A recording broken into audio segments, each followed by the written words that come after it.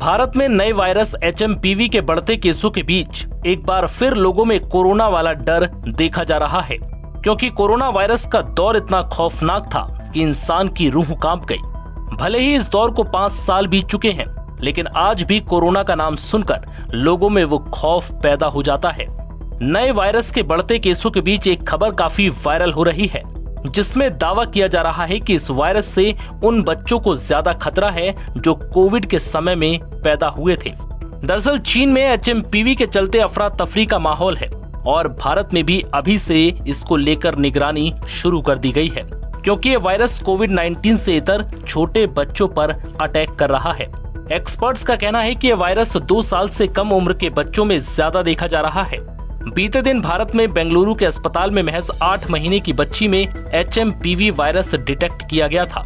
बेंगलुरु के बाद गुजरात, महाराष्ट्र, यूपी और राजस्थान जैसे राज्यों में भी HMPV के मामले देखने को मिल रहे हैं। भारत में इसके अब तक कुल 14 मामले सामने आ चुके हैं।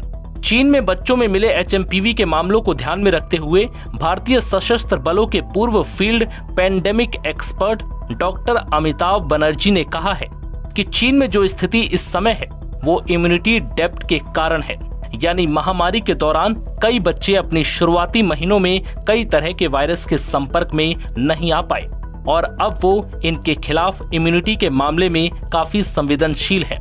एक्सपर्ट्स का कहना है कि आमतौर पर जब बच्चों का जन्म होता है तो माता पिता उन्हें सामान्य जीवन देने के लिए छोटी सी उम्र में ही सभी चीजें कराते हैं। वो जमीन में घुटनों के बल चलने से लेकर और भी कई चीजें करते हैं, जिससे वो सभी प्रकार के सामान्य फ्लू और वायरस की चपेट में आते रहते हैं।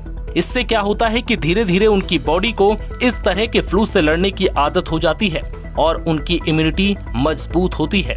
हालांकि कोरोना के दौरान या उसके बाद जन्मे बच्चों को हद से ज्यादा निगरानी में रखा गया। महामारी के दौरान पैदा हुए बच्चे रिस्ट्रिक्टिव माहौल के चलते अपने जन्म के पहले महीने में किसी भी सामान्य वायरस के कांटेक्ट में नहीं आए। ऐसे में उनका इम्यून सिस्टम इस तरह के किसी भी वायरस या फ्लू से नहीं लड़ पा रहा। कहने का मतलब है कि उनका इम्यून सिस्टम बहुत कमजोर है, जो अब बड़ी संख्या में HMPV के मामलों को जन्म दे रहा है। इसे इम्यूनिटी डेप्थ कहते हैं, यानी महामारी के दौरान कई तरह के जो संक्रमण होने बाकी रह गए थे, अब एक तरह से लोग उनका कर्ज चुका रहे हैं। इसके लक्षण सामान्य जुकाम और फ्लू जैसे होते हैं। ये मनुष्यों के फेफड़े और श्वास नली में इन्फेक्शन पैदा करता है, जिसके कारण सामान्य सर्दी या फ्लू जैसा होता है। पहले से ऐसी बीमारियां या एलर्जी से ग्रस्त लोगों में इस वायरस का संक्रमण होना बेहद आम बात है।